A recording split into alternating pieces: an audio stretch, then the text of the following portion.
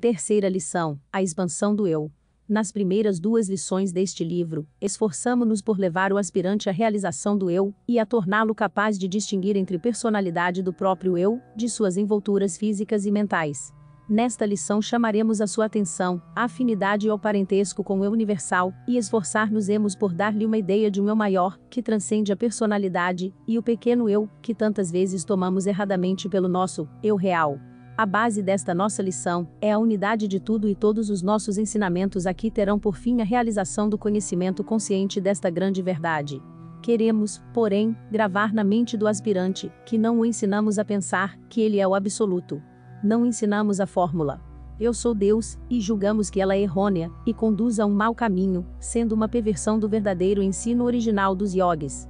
Muitos instrutores e estudantes hindus se deixaram seduzir por esta falsa doutrina que, ao lado da concepção de Maya, ou a completa ilusão, ou não existência do universo, reduziu milhões de pessoas a uma condição mental passiva, negativa, retardando assim, incontestavelmente, o seu progresso. Isto não é verdade somente em relação à Índia, também entre os instrutores ocidentais se podem observar os mesmos fatos, onde eles abraçaram esta parte negativa da filosofia oriental. As pessoas de que falamos confundem os absolutos e relativos aspectos do Uno, e, não podendo reconciliar os fatos da vida e do universo com as suas teorias, baseadas em "Eu sou Deus", são compelidas ao expediente desesperador de negar ousadamente a existência do universo, e declarar que ele é apenas uma ilusão ou maia. Não vos será difícil distinguir os discípulos dos instrutores que ensinam esta teoria. Eles exibem a mais negativa condição mental, que é um resultado natural produzido pela constante absorção da sugestão do seu evangelho de negação. Todo o universo é um nada. Pode-se, porém, notar que, em contraste à condição mental dos discípulos, os instrutores são geralmente exemplos de força mental positiva, vital, capaz de insuflar a sua doutrina nas mentes dos discípulos, transmitindo-a pela força de vontade despertada. O instrutor, em regra, tem adquirido um sentido de consciência do eu, e desenvolve-o por meio dessa mesma fórmula. Eu sou Deus, porque, por meio desta atitude mental, é capaz de expulsar a influência das envolturas dos princípios mentais inferiores, e a luz do eu irradia brusca e fortemente, às vezes com tanta veemência que ofusca e queima a mentalidade do discípulo menos adiantado. Apesar, porém, deste valor da consciência do eu, o instrutor é embaraçado pelas falsas concepções intelectuais. E a sua nebulosa metafísica é incapaz de transmitir aos seus discípulos a consciência do eu, e, em vez de levá-los a compartilhar o esplendor que ele irradia, na realidade atira-os a uma sombra, pela razão da sua doutrina. Os nossos estudantes compreenderão, de certo, que escrevemos estas linhas sem querer fazer crítica, zombar ou apontar erros dos outros. Não temos tal intenção, nem podemos tê-la, se queremos permanecer fiéis à nossa concepção de verdade. Mencionamos isso somente para que o estudante possa evitar esta armadilha do "Eu sou Deus", que o aspirante encontra logo que firmou os seus passos no caminho. Este assunto não seria tão sério, se se tratasse simplesmente de uma questão de erro metafísico, porque mais tarde poder-se-ia corrigi-lo. É, porém, muito mais sério, porque este ensino conduz inevitavelmente ao ensino de que tudo é ilusão ou maia. E que a vida é um sonho, uma coisa falsa, uma mentira, um pesadelo, que a jornada no caminho é mera ilusão, que tudo é nada, que não há alma. Que vós sois Deus em máscara, e que ele se engana a si mesmo, fazendo crer que ele é vós, que a vida é só uma divina mascarada ou arte prestidigitatória, que vós sois Deus, mas que vós, Deus, vos enganais a vós mesmos para vos divertirdes. E tudo isto não é horrível? Pois isto vos mostra onde pode chegar a mente humana, se deixa seduzir por alguma teoria favorita de metafísica, que a hipnotiza. Pensais que exageramos? Lede, pois, alguns dos ensinamentos dessas escolas da filosofia oriental ou ouvi algum dos mais radicais instrutores ocidentais que pregam essa filosofia. A maioria destes falta a coragem dos instrutores hindus, que levam as suas teorias a uma lógica conclusão, e, consequentemente, velam as suas doutrinas com sutilidade metafísica. Alguns dentre eles, porém, são mais corajosos e pregam-nas às claras, e sem restrição. Alguns dos modernos instrutores ocidentais desta filosofia explicam o assunto dizendo que Deus se mascara nas diferentes formas de vida, inclusive o homem, a fim de obter a experiência que disso resulta, porque, apesar de ter ele infinito e absoluto conhecimento e sabedoria, falta-lhe a experiência que se obtém somente vivendo a vida das formas inferiores, e que, por isso, ele desce para obter a necessária experiência. Podeis imaginar o absoluto, sentindo a necessidade dessa mesquinha experiência, e vivendo a vida das formas inferiores, inclusive o homem, para obter experiência. A que princípios nos conduzem estas vãs teorias?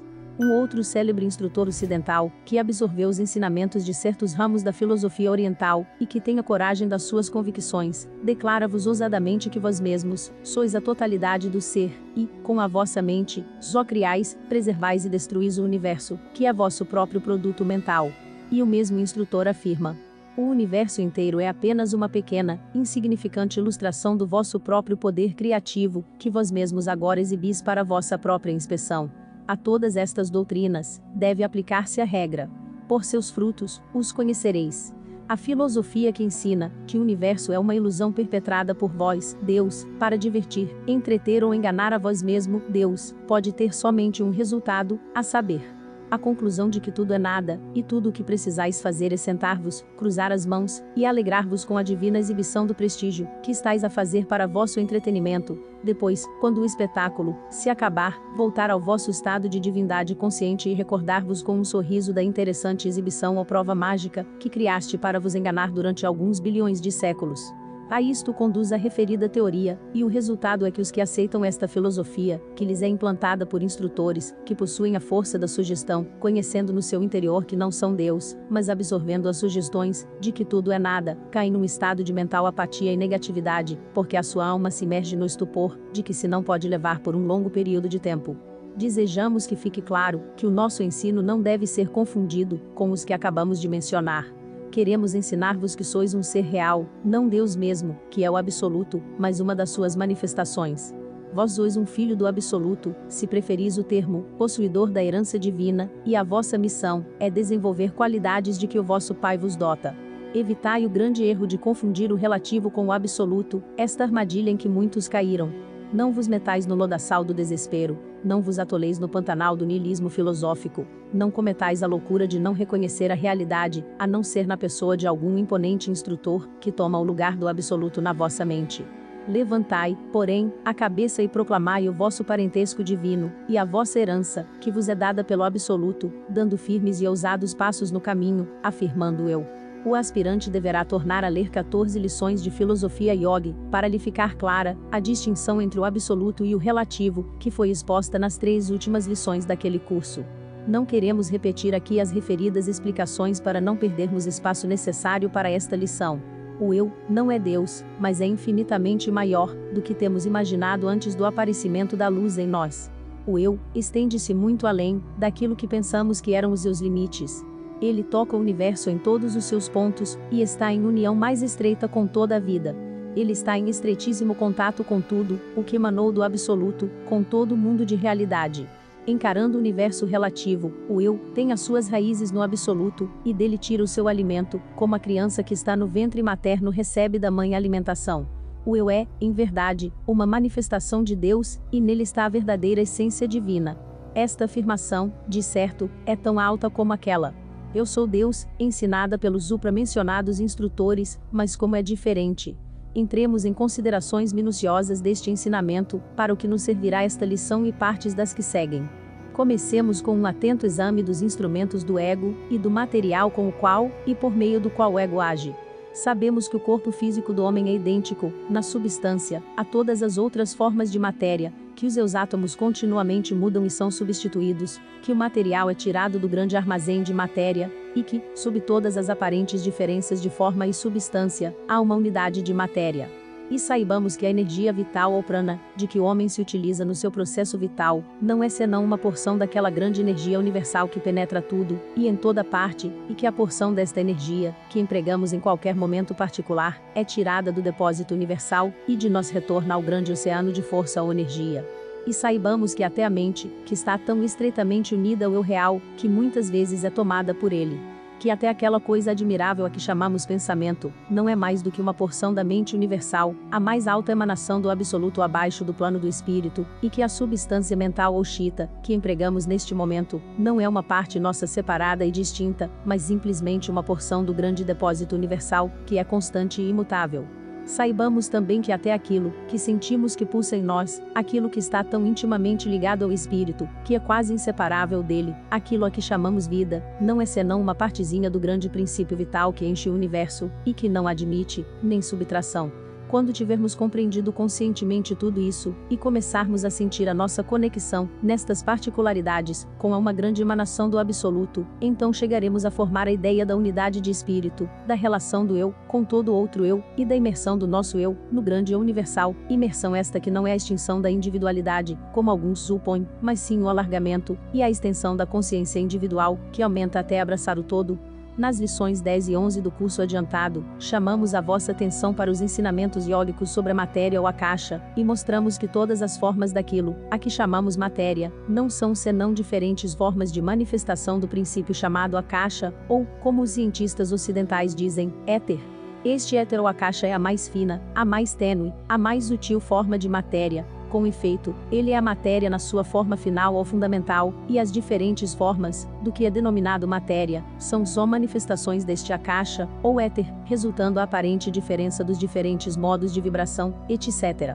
Mencionamos apenas este fato aqui, para apresentar claramente à vossa mente o fato da universalidade da matéria, para que compreendais conscientemente, que toda partícula do vosso corpo físico, é só uma porção deste grande princípio do universo, que vos vem do grande depósito universal, e que a ele retorna, pois os átomos do corpo estão em constante mudança. Aquilo que hoje vos aparece como vossa carne, foi talvez, poucos dias antes, parte de uma planta, e, daqui a alguns dias, poderá ser parte de outro ser vivo. Há uma incessante mudança, e o que é hoje vosso, pertenceu ontem a outrem, e amanhã pertencerá a um outro ainda. Não possuís pessoalmente nenhum átomo de matéria, ela é toda uma parte do armazém comum, é uma corrente que vos penetra a vós, e toda a vida, sempre e sempre. E assim acontece também com a energia vital, que empregais a todo momento da vossa vida. Constantemente tirais prana do grande depósito universal, servindo-vos do que vos é dado, e deixando, em seguida, a força passar para assumir outra forma. Ela é propriedade de todos, e todos vós a podeis usar quando precisais, deixando-a sair depois. Não há senão uma força ou energia, e esta encontra-se por toda parte, e a todo o tempo. E até aquele grande princípio, que denominamos substância mental, está submetido à mesma lei. É-nos difícil compreendê-lo. Estamos de tal maneira acostumados a pensar das nossas operações mentais como exclusivamente nossas, alguma coisa que nos pertence pessoalmente, que achamos dificuldade em compreender que esta substância mental é um princípio universal do mesmo modo que a matéria e a energia, e que nas nossas operações mentais apenas nos servimos do depósito universal. Além disto, a porção particular de substância mental, de que nos servimos, ainda que esteja separada da substância mental usada por outros indivíduos, por uma fina parede da mais sutil qualidade de matéria, está na realidade em contato com as outras mentes, aparentemente separadas, e com a mente universal, de que forma uma parte. Como igualmente a matéria, de que estão compostos os nossos corpos físicos, está em contato com toda a matéria, e como a força vital que empregamos, está, na realidade, em contato com toda a energia, assim a nossa substância mental, está verdadeiramente em contato com toda a substância mental. O ego, no seu progresso, move-se, podemos dizer, em grandes oceanos de matéria, energia e substância mental, fazendo uso de tudo aquilo que lhe é necessário, e o rodeia, e deixando tudo atrás de si mesmo, como se movesse no grande volume do oceano. Esta comparação é grosseira, pode, porém, servir para elevar a vossa consciência ao claro conhecimento, de que o ego é a única coisa que realmente é vossa, imutável e inalterável, e que tudo mais, é meramente aquela porção do depósito universal, que tirais para a necessidade do momento. A mesma comparação pode também, se ver com mais clareza diante da vossa mente, a grande unidade das coisas, pode vos tornar capazes de ver as coisas como um todo, e não como partes separadas. Lembrai-vos de que vós, o vosso eu, sois a única coisa real no vosso circuito, tudo que é permanente, e que a matéria, a força e até a substância mental são apenas vossos instrumentos para sua expressão. Elas são grandes oceanos que rodeiam-no, o qual se move no meio das suas águas. Também será bom gravardes na vossa mente a universalidade da vida. Tudo, no universo, vive vibrando e pulsando com vida, energia e movimento. No universo nada há que seja morto. Por toda parte há vida, e ela é acompanhada sempre por inteligência. Não existe universo sem vida e sem inteligência. Não somos átomos de vida nadando num mar de morte, mas somos átomos de vida rodeados de um oceano de vida, que tem pulsações e movimento, que pensa e vive. Cada átomo daquilo que denominamos matéria é vivo, tem consigo energia ou força, e é sempre acompanhado de inteligência e vida. Olhai em torno de vós, por onde quiserdes. O mundo vegetal, e mesmo o mundo mineral, por toda parte vereis vida, vida, vida, tudo vivo e com inteligência. Quando podemos imprimir esta concepção no domínio da consciência atual, quando não só podemos aceitar este fato intelectualmente, mas podemos ainda ir mais longe, e sentimos e somos conscientes desta vida universal por todos os lados, então estamos verdadeiramente no caminho da realização da consciência cósmica. Tudo isto, porém, não é mais do que passos, que conduzem ao pleno conhecimento da unidade em espírito, pela parte do indivíduo. Gradualmente lhe vem a clareza do conhecimento na manifestação do espírito proveniente do absoluto, uma unidade consigo mesmo, e uma união com o absoluto. Toda esta manifestação do espírito pela parte do absoluto, toda esta geração de filhos divinos, deve conceber-se como um único ato, e não como uma série de atos separados, se é possível falarmos da manifestação como de um ato. Cada ego é um centro de consciência neste grande oceano de espírito, cada ego é um ser real, aparentemente separado dos outros, e da sua fonte, mas a separação é só aparente, em ambos os casos, porque existe uma estreitíssima união entre os egos do universo dos universos, cada ego está intimamente unido ao outro e cada um está ligado ainda ao absoluto por meio de filamentos espirituais, se podemos empregar tal termo. Com o tempo tornar-nos-emos mais conscientes desta mútua relação, à medida que as envolturas forem retiradas e postas de lado, e por fim seremos atraídos ao absoluto. Regressaremos à mansão do Pai. É da maior importância para a alma que evoluciona, chegar ao pleno conhecimento desta relação e unidade, porque uma vez que esta concepção esteja firmemente estabelecida, a alma é capaz de se elevar acima de certos planos inferiores, e está livre para a operação de certas leis, que limitam o poder da alma ainda não desenvolvida. É por isso que os instrutores yogis encaminham e guiam o aspirante constantemente para este alvo, ora por uma senda, ora por outra donde lhe possam vir vários vislumbres do ponto desejado, até que o estudante encontra, enfim, um caminho que é o mais apropriado aos seus pés, e progride em linha reta ao marco, pondo de lado os laços que o limitavam, e que reconhece como incômodos e onerosos, dando gritos de alegria, quando percebe que recuperou a liberdade. Os seguintes exercícios de treinamento mental têm por fim ajudar o aspirante na sua obra de progresso, que o deve conduzir ao pleno conhecimento da sua relação com o todo de vida e de ser. Aprenda a realizar de forma fácil e rápida a meditação, em diversas situações do seu dia a dia. Com o treinamento online de meditação você será guiado através de exercícios simples e práticos, a uma elevação de sua consciência e concentração, trabalhando o controle da mente e do corpo para uma vida mais plena e produtiva. Confira mais sobre o curso no primeiro link na descrição do vídeo.